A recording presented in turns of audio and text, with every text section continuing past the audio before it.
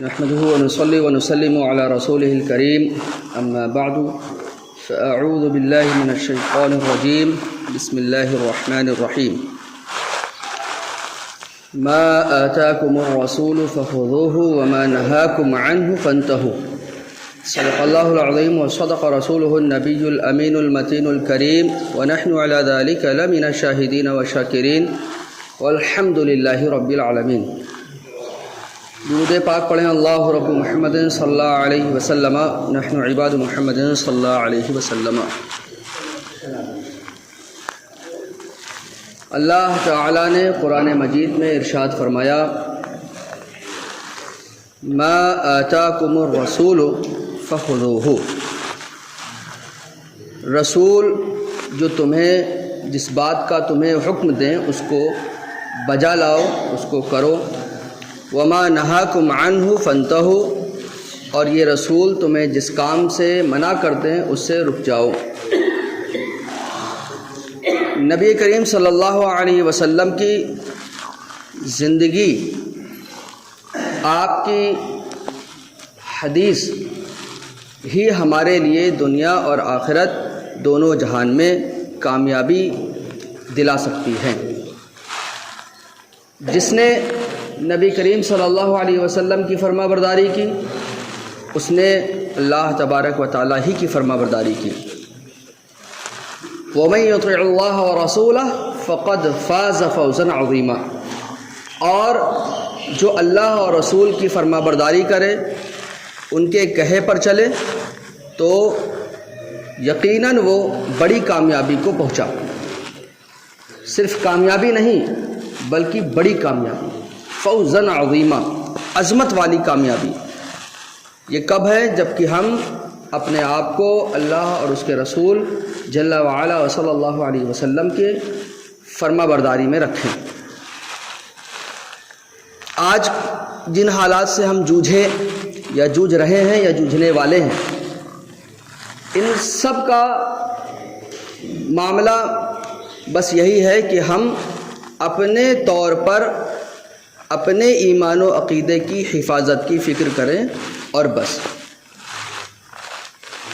دوسرے کی دنیا اچھی کرنے کے لیے اپنی آخرت کو تباہ کرنا یہ نادانی ہے۔ عام طور سے ہم لوگ اس میں مبتلا ہیں کہ دوسروں کی فکر کرتے ہیں اور اپنے گھر والوں کو چھوڑ دیتے ہیں، ان کو بھول جاتے ہیں، جبکہ ہمیں فکر پہلے اپنی اور اپنے گھر والوں کی کرنی چاہیے، پھر دوسروں کی کرنی چاہیے۔ کسی کو کیا کرنا ہے کیا نہیں کرنا ہے، اس کو کیا کرنا چاہیے کیا نہیں کرنا چاہیے، اس سے زیادہ ہمیں دیکھنا چاہیے کہ ہمیں کیا کرنا ہے اور کیا نہیں کرنا ہے، ہمیں کس طریقے سے رہنا ہے اور کس طریقے سے نہیں رہنا ہے، ہمارے گھر والوں کو کہاں جانا ہے کہاں نہیں جانا ہے، کس کے ساتھ رہنا ہے کس کے ساتھ نہیں رہنا ہے، اس کی فکر ہونی چاہیے۔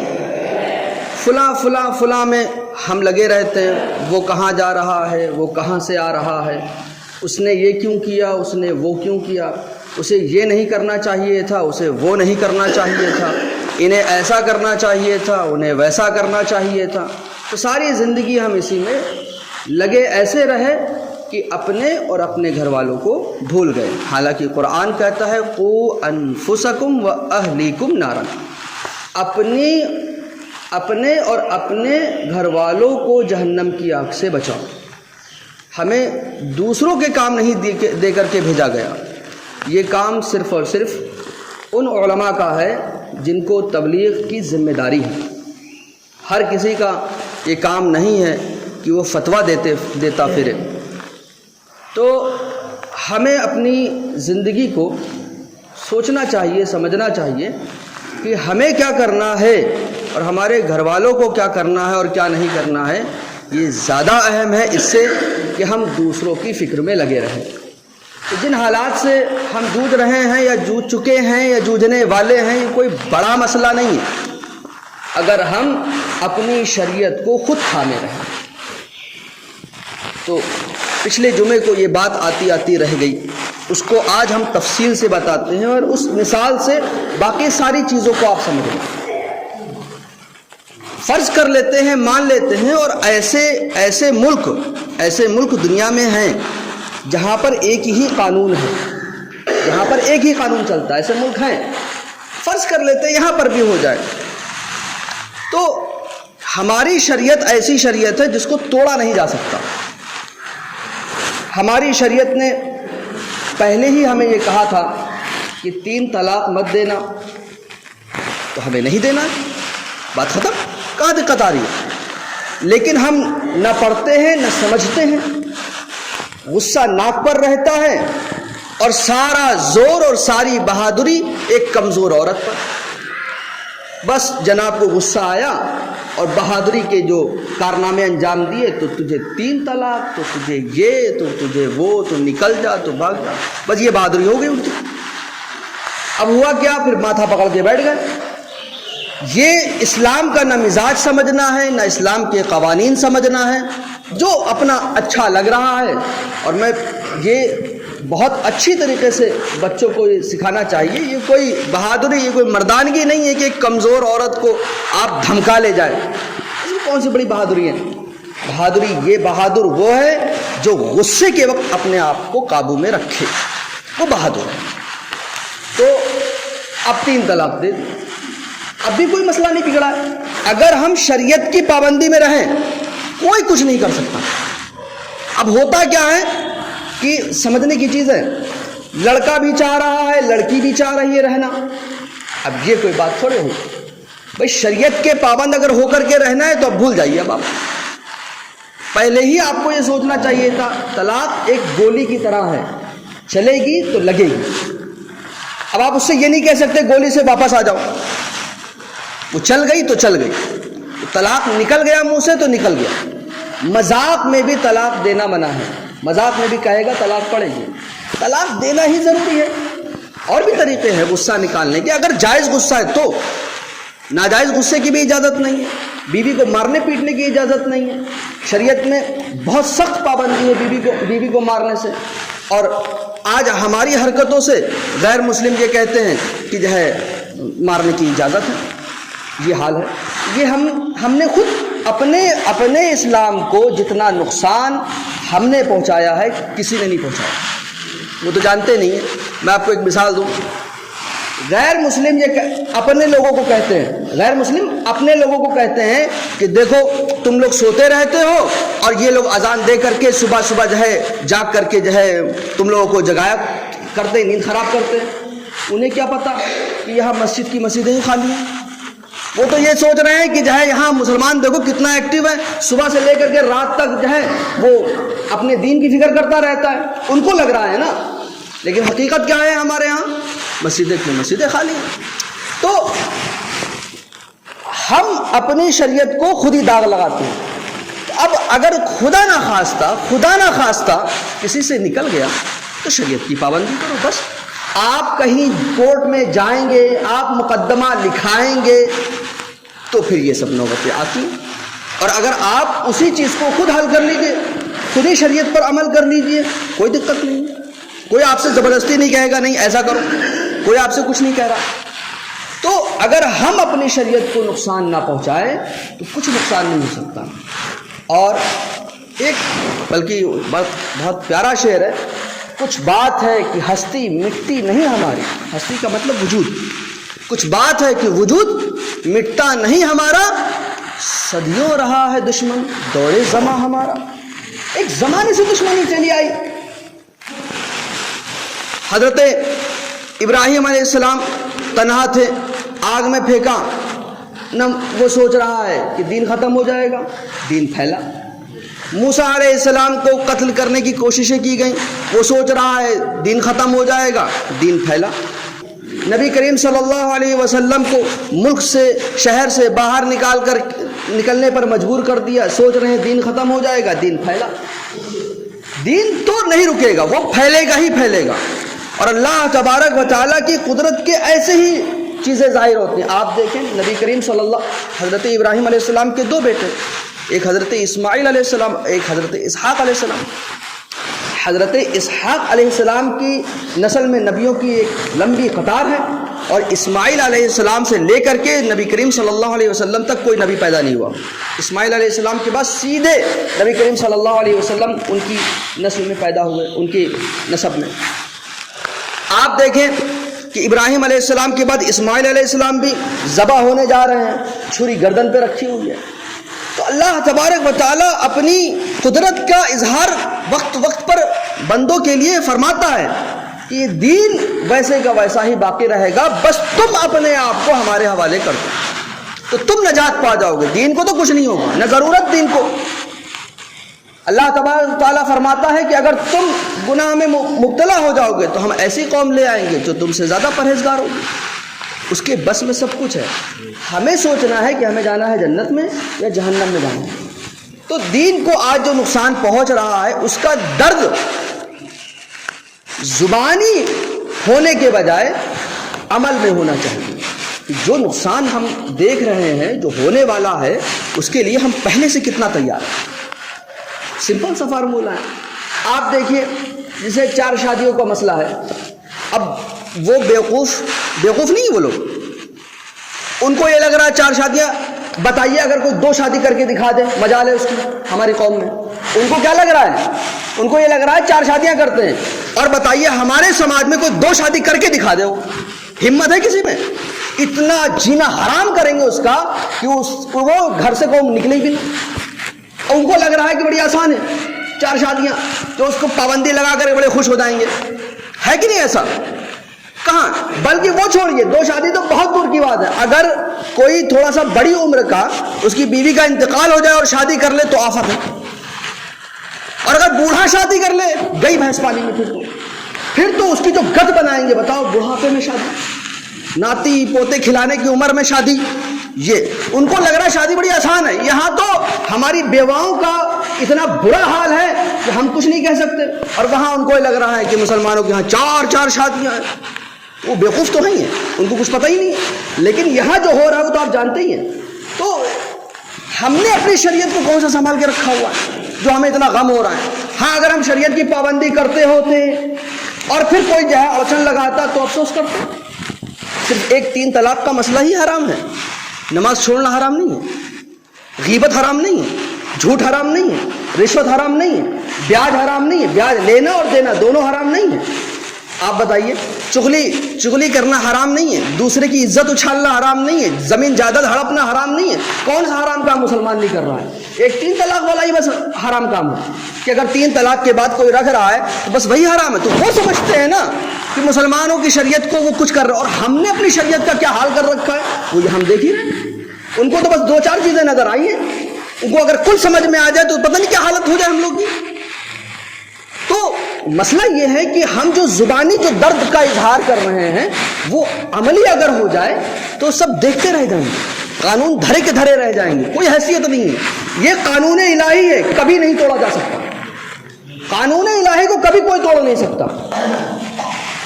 اور اب وہ جس قسم کا بھی قانون لے آپ سوچ کے دیکھ لیجئے گا کہ اگر جو بھی قانون کوئی بنا لے اسلام کے قانون کو توڑا ہی نہیں جا سکتا, چاہے جتنا دماغ لگا لے.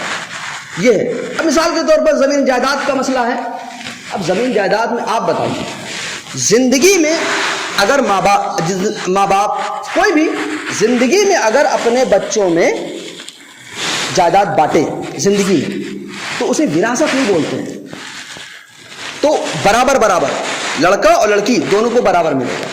باپ یہ نہیں کر سکتا کہ لڑکی کو کم اور لڑکے کو زیادہ دے زندگی میں, کیونکہ بیٹے اور بیٹیوں کے معاملات برابر ہیں زندگی میں. جب انتقال ہو جاتا ہے تو پھر وراثت, اب اس کا ایک پورا سسٹم ہے. اب وراثت میں پھر جو ہے لڑکی کو کہیں لڑکی کو زیادہ بھی ملتا ہے, کہیں لڑکی کو برابر بھی ملتا ہے. لیکن ہم سیکھے تو صحیح, ہم نے تو ایک بات دماغ میں بٹھا لی, لڑکی کو آدھا ملتا ہے. کہاں ملتا ہے؟ یہ ہم نہیں پڑھتے, بس بات یہ ہے. تو اب لڑکی جب بیٹی کی حیثیت سے ہوتی ہے, یعنی آپ ایک موٹی سی بات سمجھیے کہ جب کوئی کنڈیشن, جب کوئی سچویشن ایسی بنے گی کہ لڑکے کو ذمہ داری دی جا رہی ہوگی تو پھر لڑکی کو آدھا مل رہا ہوگا یا کم مل رہا ہوگا. جیسے باپ کا انتقال ہو گیا, بیٹا ہے اس کا اور بیٹی ہے, بیٹے اور بیٹی. تو اب آپ بتائیے کہ شریعت ہماری کیا کہہ رہی ہے؟ تو جو بیٹی ہے یعنی بہن کا خرچہ کون دیکھے گا؟ بھائی، یا بھائی کا خرچہ بہن دیکھے گی؟ بیٹی کو جائیداد میں آدھا حصہ ملا، وہ رکھے اپنے پاس، اور بھائی اس کی پڑھائی لکھائی پرورش کھلائی پلائی شادی بیاہ سب کرے، وہ اپنی جیب سے کرے گا۔ تو اس لیے لڑکے کو زیادہ حصہ دیا کیونکہ اس کو پرورش کرنی ہے بہن کی۔ اب ہم خود ہی نہیں کر رہے تو درد کاہے کو ہو رہا؟ کون سا دے رہے ہیں تو درد ہو رہا ہے؟ دے رہے ہیں نا، ہڑپ لیا۔ تو اب مسئلہ یہ ہے کہ جائیداد پہ قانون اگر بن گیا خدا نہ خواستہ، کیونکہ دیکھیے مخالفت تو اس لیے کریں گے کیونکہ نیت غلط ہے۔ مخالفت قانونوں کی اگر غلط قانون بنے گا تو اس لیے کریں گے کیونکہ نیت غلط ہے بنانے والی۔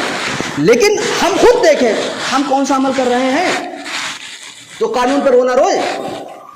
تو اگر ہم جو ہے ہمارے گھر کی بچیاں پڑھی ہوئی ہیں، قانون کی دھجیاں کیسے اڑتی دیکھیے آپ، ہمارے گھر کی بچی پڑھی ہوئی ہے اور ہم نے شریعت کے مطابق اس کو آدھا حصہ دیا اور وہ دین کو مانتی ہے تو وہ جائے گی کورٹ کہ مجھے پورا حصہ دلایا جائے؟ نہیں جائے گی، کیونکہ اس کے لیے اس کا دین ہے۔ اور اگر بھائی اس کا حق ادا کر دے، اس کی پرورش اس کی تعلیم اس کی شادی بیاہ کا حق ادا کر دے تو وہ کیوں جائے گی؟ کیوں جائے گی؟ تو اب ہم جو حالت کیے ہوئے ہیں وہ بہت دردناک ہے، یہ تو ان کو پتہ نہیں ہے، ورنہ تو ان کو بڑے اچھے اچھے موقع مل جائیں گے۔ تو یہ ہمیں سوچنا ہے کہ ہم اپنی شریعت کی اگر حفاظت چاہتے تو ہم خود ہی کرنا ہے، ہمیں عمل کرنا ہے، ہم عمل کریں، بات ختم۔ ایسا دنیا کا کوئی قانون نہیں ہے جو قانون اسلامی کو توڑ سکے، اور اس وقت ایک نہیں دسیوں ملک ایسے ہیں جہاں ایک قانون چلتا ہے لیکن اسلامی قانون پر فرق کہیں نہیں آتا، کہیں نہیں فرق آتا۔ موٹی بدھی کے ہیں، چھوٹی بدھی کے ہیں، ایک دم جو ہے دماغ میں گوبر بھرا ہوا ہے، ان کو یہی سمجھ میں آتا ہے۔ آپ دیکھیے ان کو کیا سمجھ میں آ رہا ہے؟ شادی حرام کر دی اور دوسرے کام جائز کر دیے، یہی کر سکتے ہیں وہ بیچارے، ان کی بدھی اتنی کام کرے گی۔ لیکن مسئلہ یہ ہے کہ ہمیں اگر شریعت کے خلاف کوئی کچھ کرتا ہے اور درد ہو رہا ہے تو ہمیں پھر یہ سوچنا چاہیے کہ وہ درد زبانی نہیں بلکہ ہمیں اپنے عمل سے اس درد کی بھرپائی کرنی چاہیے۔ صرف باتوں سے، صرف چائے کے اڈے پر اس کی چوپال لگا کر کے اور راجنیتی کر کے اور یوٹیوب اور ان سب چیزوں میں پڑھ کر کے اس سے کوئی حل نکلنے والا نہیں ہے جب تک کہ ہم خود اس پر عمل نہ کریں۔ تو کوئی بھی قانون آئے جائے گئے، بہت گئے، اب بڑے بڑے فرعون آئے، بہت بڑے فرعون آئے، بہت بڑے ایسے فرعون آئے، ایسے نمرود شداد آئے، جنتیں بنا ڈالی، دوزخیں بنا ڈالی، اور کیا نہیں کر ڈالا، وہ سب کچھ کیا انہوں نے۔ دین اپنی جگہ پر آباد رہتا ہے اور وہ پھیلتا ہے، نہ کبھی کچھ ہوا تھا، نہ ہو رہا ہے، نہ ہوگا۔ اللہ رب العزت ہمارے امتحان کے لیے کہ ہمیں موقع دیا جائے، ہمیں موقع ملے، اس میں ہمیں امتحان دینا ہوتا ہے۔ حضرت محرم کا مہینہ آ رہا ہے، اب محرم کے مہینے میں جو چیز یاد رکھنی چاہیے وہ یہی ہے کہ امام حسین رضی اللہ تعالیٰ عنہ شریعت کے مخالفت اگر ہو رہی ہے تو ڈٹے رہے پورے خاندان کے ساتھ، جان مال وطن کسی چیز کی پرواہ نہیں ہے، بس شریعت کی خاطر ڈٹے ہوئے ہیں، تنے تنا، پتہ ہے انجام کیا ہونا ہے، ڈٹے ہوئے ہیں۔ یزید پر اس وقت کفر کا فتویٰ نہیں تھا، صرف فسق کا فتویٰ تھا جب امام حسین نے مخالفت کی۔ اگر کفر کا فتویٰ ہوتا تو تمام صحابہ اسے ناپ دیتے رکھ کر کے، لیکن جو ہے اس وقت پر اس کی کچھ خرافات ظاہر ہوئی تھی کہ یہ شریعت سے ہٹ رہا ہے، لیکن آپ نے اس کے ہاتھ پر بیعت نہیں کی۔ تو ظلم کے خلاف آواز اٹھانا اور ڈٹے رہنا یہ ہمیں سیکھنا چاہیے، اور یہ ہمیں اپنے عمل سے، صرف یہ تو کہنے کی بات ہے کہ ہم حسینی ہیں، حسینی بننا مشکل ہے، کہنا تو آسان ہے۔ تو شریعت کے مسئلے میں دنیا کیا کہہ رہی ہے، دنیا کیا کہے گی، اس سے زیادہ ہمیں یہ اہمیت ہونی چاہیے کہ ہمارے رب کے ہاں ہمارا کیا مقام و مرتبہ ہوگا اور ہم قیامت میں کیا جا کر کے جواب دیں گے۔ تو شریعت مطہرہ پر عمل کرنا ہماری ذمہ داری ہے۔ اللہ تبارک و تعالیٰ نے ارشاد فرمایا، یہ رسول جو تمہیں کرنے کو کہے اسے کرو، اور جس سے منع کر دے اس سے رک جاؤ، بس یہ ہمارا کام ہونا چاہیے۔ باقی اگر ہم نے یہ چیزیں بٹھا لی اور اپنے گھر خاندان میں بٹھا دی، کوئی قانون نہیں، سب دھرے کے دھرے رہ جائیں گے۔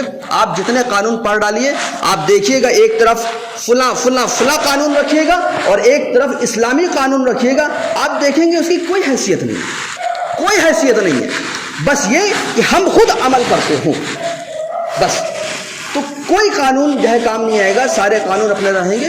اور نوجوانوں کو چاہیے کہ ایسے مسائل، اور خاص کر شادی بیاہ کے مسائل جو ہیں اس میں سستی نہیں کرنی چاہیے، اس کو سیکھنا چاہیے، اور جو اسلام کو دیکھیں جو نقصان وہ لوگ پہنچا رہے ہیں، لیکن ہمیں سوچنا چاہیے کہ عورتوں کے جو حقوق ہم پر، عورتوں کے، چھوٹے بچوں کے، بیواؤں کے، یتیموں کے، بے سہاروں کے، غریبوں کے، مسکینوں کے جو حقوق، پڑوسیوں کے جو ہمارے ذمے، اور مسلمانوں کے جو حقوق ذمے ہمارے کیے گئے ہیں، اسے ہمیں چاہیے کہ اس کو پوری طریقے سے ہم ادا کریں۔ اللہ تبارک و تعالیٰ سے دعا ہے کہ ہم سے جو بولنے میں غلطی اسے معاف فرمائے، میں حبیب صلی اللہ علیہ وسلم کے صدقے میں ہم سب کو شریعت مطہرہ پر عمل کرنے کی توفیق عطا فرمائے۔ اعلان، ایک مشورہ آپ کے لیے ہے، اور مشورہ ماننا ضروری نہیں ہوتا ہے، یہ ہمیشہ یاد رکھنا چاہیے۔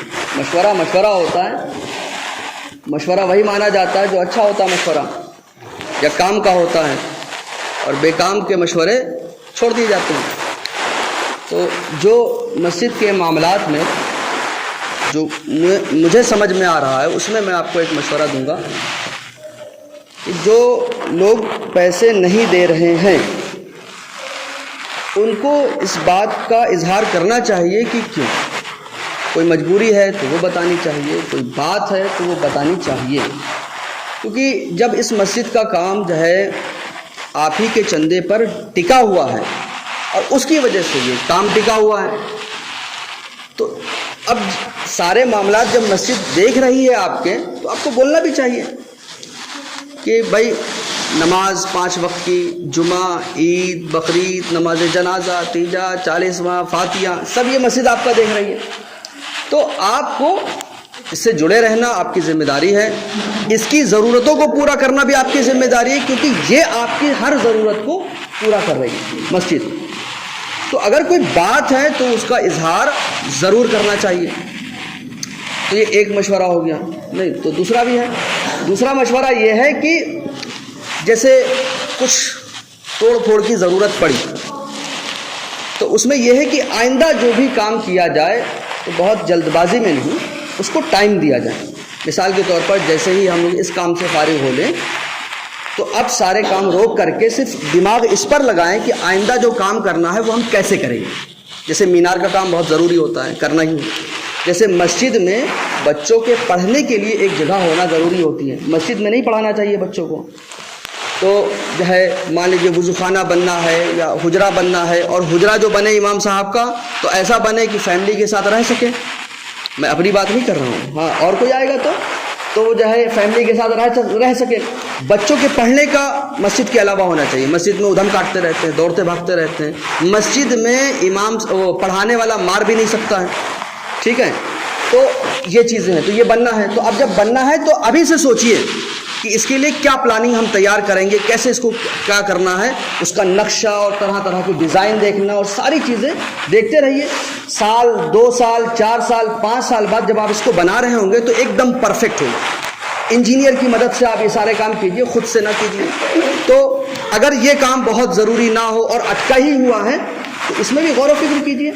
جیسے ایک لمبے ٹائم تک آپ نے بغیر ماربل کے مسجد میں نماز پڑھی، ایسے پڑھ لیں گے بغیر محراب بنی ہوئی، لیکن غور و فکر سے سارے کام کرنے چاہیے، اور کوئی کس وجہ سے دور ہے یہ اسے یا تو سمجھیں ہم، یا ہمیں سمجھایا جانا چاہیے کہ بھائی ہاں یہ وجہ ہے جس کی وجہ سے ہم دور رہتے ہیں۔ ایسے کمیونیکیشن گیپ یعنی دوریاں بنا لینا، اس سے کیا فائدہ ہے؟ ہم مسلمان ہیں اور ایک ہو کر کے ہی رہنا چاہیے، اور مسجد کے کام ہیں، یہ ہمارے اپنے سب کے کام ہیں، سب کو مل جل کر کے کرنا چاہیے۔